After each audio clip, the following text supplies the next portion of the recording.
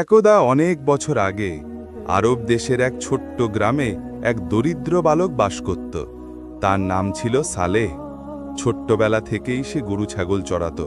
যদিও তার নিজের কিছু ছিল না, তবে গ্রামের ধনী লোকেরা তাদের পশু চড়ানোর জন্য তাকে রাখাল হিসেবে নিযুক্ত করেছিল। সে প্রতিদিন ভোরে উঠে নামাজ পড়ে, তারপর পশুগুলোকে নিয়ে যেত গ্রামের বাইরে, পাহাড়ের ঢাল আর সবুজ তৃণভূমিতে। মানুষ তাকে চিনত একজন সৎ, আমানতদার ও আল্লাভীরু বালক হিসেবে। সালে দরিদ্র হলেও কখনো কারো সম্পদে খিয়ানত করত না। অনেক সময় ক্ষুধায় কাতর হলেও সে পশুগুলোর দুধ পান করত না বা কাউকে বিক্রি করত না। তার মা ছোটবেলায় বলেছিলেন, বাবা, দুনিয়ার ক্ষুধা কয়েক মুহূর্তের, কিন্তু আখিরাতের আগুন চিরন্তন। আল্লাহকে ভয় করে চলবে। এই উপদেশ তার অন্তরে গেঁথে গিয়েছি। একদিন গ্রামের এক ধনী ব্যবসায়ী সালেহকে পরীক্ষা করার জন্য পাহাড়ে গেল। সে বলল, এই ছেলেটি সত্যিই সৎ কিনা দেখি। সে গিয়ে বলল, শোন সালেহ, আমি খুব ক্ষুধার্ত। তোর কাছে অনেক ছাগল আছে, একটা ছাগল জবাই করে আমাকে খেতে দে। সালেহ অবাক হল। সে শান্তভাবে বলল, হুজুর, এগুলো আমার নয়। আমি শুধু আমানত হিসেবে দেখাশোনা করি। আমি কিভাবে মালিকের অনুমতি ছাড়া দিতে পারি? ধনী লোকটি সালেহকে প্রলুব্ধ করল, বলল, তুই যদি একটি ছাগল জবাই করে দিস, আমি তোকে অনেক টাকা দেব, তোকে দরিদ্র থাকতে হবে না।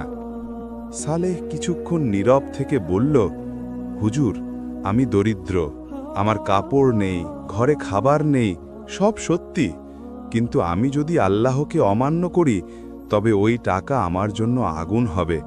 আমি ক্ষুধায় মরব, তবুও হারাম খাব না। লোকটি আবার বলল, আচ্ছা, যদি মালিক জিজ্ঞাসা করে তখন বলবি নেকড়ে এসে একটা ছাগল মেরে ফেলেছে, কেউ জানবেও না। সালেহ এবার দৃঢ় কণ্ঠে বলল, মানুষ জানবে না, কিন্তু আল্লাহ তো দেখেন। আমি কিভাবে আল্লাহর সামনে মিথ্যা বলবো? ধনী ব্যবসায়ী বিস্মিত হল। সে বলল, সালেহ, তুই এত ছোট্ট ছেলে হয়েও আল্লাহকে এত ভয় করিস? আমি তো সারা জীবন ব্যবসা করলাম, কিন্তু তোকে দেখে মনে হচ্ছে আসল ঈমান তোর মধ্যে। সালেহ মুচকি হেসে বলল, হুজুর, দুনিয়ার লোভ ফুরিয়ে যাবে, কিন্তু আখিরাতের হিসাব কখনো ফুরোবে না।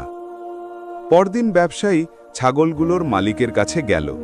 সে সব ঘটনা খুলে বলল, তোমার রাখাল ছেলেটি পৃথিবীর সবচেয়ে সৎ মানুষ। আমি তাকে পরীক্ষা করেছি, কিন্তু সে আল্লাহর ভয়ে আমাকে কিছু দেয়নি।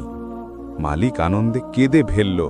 সে বলল, এমন সৎ রাখালের হাতে আমার সব পশু নিরাপদ। এই ঘটনার পর গ্রামে সালেহের খ্যাতি ছড়িয়ে গেল। সবাই বলতো, সালেহ সত্যিকারের আল্লাহ ভীরু রাখাল। একদিন মালিক তাকে ডেকে বলল, বাবা, আমি তোকে দাস মনে করে কাজ দিচ্ছিলাম, কিন্তু তুই আমার চেয়ে বড়। আমি তোকে মুক্তি দিলাম, এখন থেকে তুই আমার পরিবারের সদস্য। সালেহ প্রায় রাতে পাহাড়ের চূড়ায় উঠে নামাজ পড়ত। সে দোয়া করত, হে আল্লাহ, আমাকে এমন শক্তি দাও যাতে আমি সর্বদা সত্যবাদী ও আমানতদার থাকতে পারি। লোভ যেন আমার হৃদয়কে স্পর্শ না করে। সালেহের কাহিনী আমাদের শিখিয়ে দেয়, আল্লাহ ভীতি মানুষকে সব প্রলোভন থেকে রক্ষা করে। দারিদ্র্য কখনো হারাম আয়ের অজুহাত নয়। আল্লাহ সব দেখেন, তাই মানুষের সামনে নয়, আল্লাহর সামনে সৎ হতে হবে। সত্যবাদিতা ও আমানতদারি মানুষের মর্যাদা বাড়ায়। এভাবেই এক ছোট্ট রাখাল তার সততা ও আল্লাহ ভীতির মাধ্যমে মানুষের হৃদয় জয় করেছিল। তার গল্প যুগের পর যুগ মানুষের জন্য শিক্ষা হয়ে আছে।